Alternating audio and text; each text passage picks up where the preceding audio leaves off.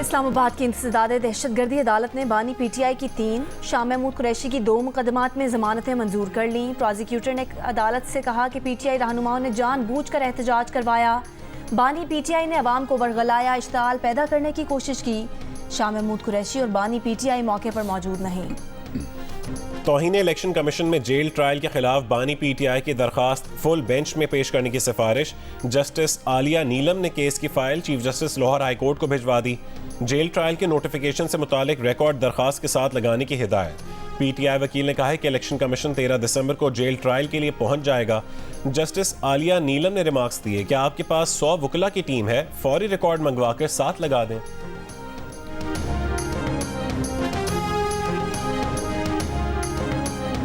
टिकटों की तकसीम के लिए मुस्लिम लीग नून की पार्लिमानी बोर्ड का 7वां इजलास आज हो रहा है। पार्टी कायद नवाज शरीफ और Maryam Nawaz party secretariat model town पहुंच गए।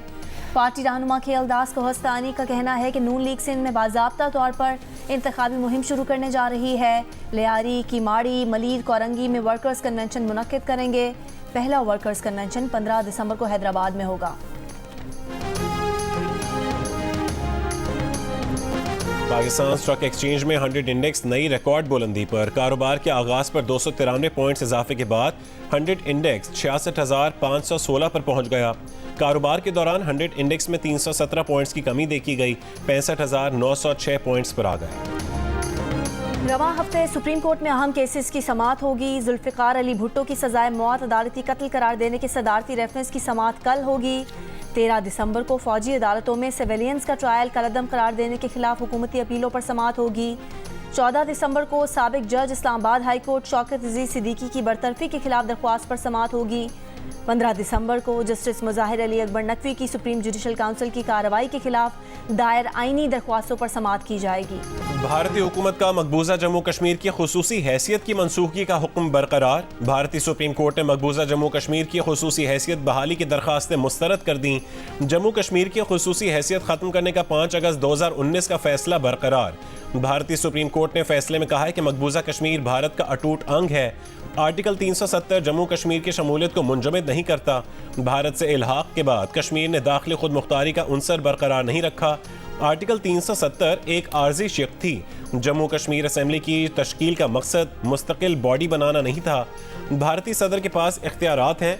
दरख्वास्त गुजारों ने भारतीय सुप्रीम कोर्ट से मकबूजा जम्मू कश्मीर की खुसूसी हैसियत और आर्टिकल 370 बहाल करने की इस्तदा की थी। सुप्रीम कोर्ट ने 20 से ज्यादा दरखास्तों की समाअत के बाद फैसला महफूज किया था। दरखास्तों में जम्मू कश्मीर को जम्मू कश्मीर और लद्दाख में तकसीम करने को भी चैलेंज किया गया था। दफा 370 पर भारतीय सुप्रीम कोर्ट के फैसला सुनाने के मौके पर मकबूजा वादी में सिक्योरिटी के सख्त इंतजामात। काबिज इंतजामिया ने पीपल्स डेमोक्रेटिक पार्टी की सदर महबूबा मुफ्ती को घर में नजरबंद कर दिया। PDP की तरफ से श्रीनगर में जारी एक बयान में कहा गया है कि महबूबा मुफ्ती को उनकी रिहाइशगाह पर नजरबंद कर दिया गया है। उन्हें भारत मुखालिफ एहतजाजी रैलियों की क़यादत से रोकने के लिए उनके घर के बाहर पुलिस तैनात कर दी गई है। आलमी सतह पर मसला कश्मीर को उठाएं। फौरी तौर पर सलामती काउंसिल को खत लिखना चाहिए कि आपकी करारदादों की खिलाफ वर्जी हो रही है। कश्मीर की कानूनी हैसियत पर भारतीय सुप्रीम कोर्ट के फैसले से फर्क नहीं पड़ता। साबिक सफीर मलिहा लोधी का रद्द अमल।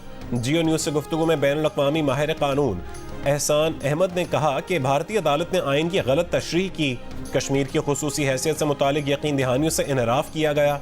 पाकिस्तान का केस और मजबूत हो गया है।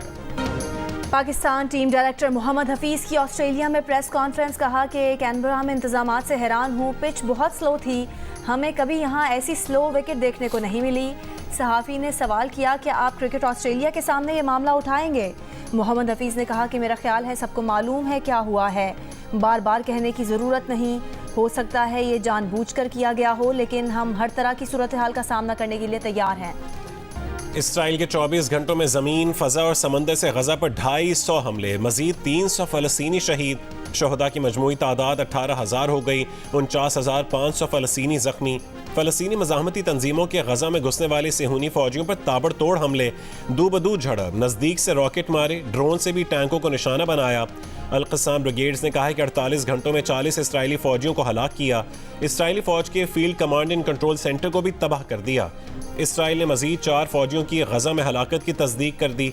जनूबी लेबनान से इसराइली इलाके में हिज़्बुल्लाह के हमले, इसराइल की लेबनान के कस्बों पर वहशियाना बमबारी। आलमी इदारा सेहत के इजलास में गजा तक इंसानी इमदाद की फौरी रसाई की करारदाद मंजूर। जख्मियों को गजा से बाहर ले जाने की इजाज़त का भी मुतालबा। UN जनरल असम्बली का खुसूसी इजलास कल होगा। आंखों पर पट्टियां बांधी, जिस्म पर नंबर दर्ज किए, कपड़े उतरवाए और तशद्दुद का निशाना बनाया। इसराइल की जानिब से जंगजू करार दिए जाने वाले गजा के मासूम फलस्तीनियों ने ज्यादतियों की रूदात सुना दी। रिहाई मिलने के बाद गजा के अस्पतालों में इलाज जारी। बच्चों पर भी बदतरीन तशद्दुद किया गया। एक फलस्तीनी ने कहा कि गड्ढे में कुछ कैदियों को फेंक कर ऊपर से मिट्टी डाल दी गई, जिंदा दफन कर दिया गया। गजा के मासूम बच्चों की दुनिया से फरियाद, कहा कि मुसलसल बमबारी हो रही है, कोई जगह महफूज नहीं, सब तबाह हो चुका। जंग खत्म कराएं, हमें घरों को जाना है।